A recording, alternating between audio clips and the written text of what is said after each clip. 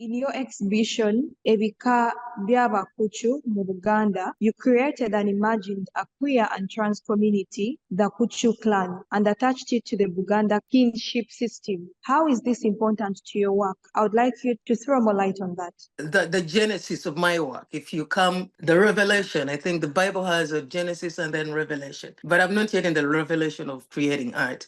So many people have always asked me why the Buganda.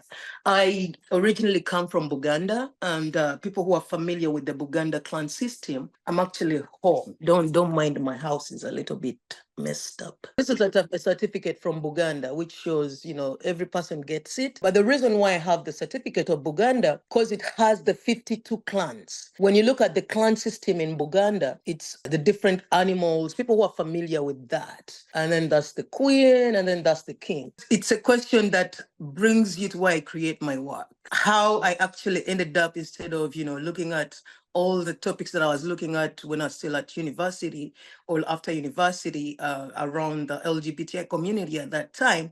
And then I just decided to take a case study only from the Buganda region where I come from and concentrated basically on clans. We have the Buganda clan, and then we also have the Kuchu town, which means gay in Swahili. And it used to be an underground word that we used as a LGBTI community in Uganda. And the reason why Buganda clan, I'm from Buganda, central Uganda, and I grew up and raised up in Buganda, and I'm from the Antelope clan. And the fact that I'm from the Antelope clan, it means that I have a birth name, I have a surname, I have a name that is attached to me from my clan. And 2013, I had arguments with my dad, and he kind of disowned me. So that takes me back to being disowned and creating my own family. And how am I creating my own family? I'm also imagining other people from other clans that have been disowned by their parents or families, and just creating our own clans, or just family, if it makes sense.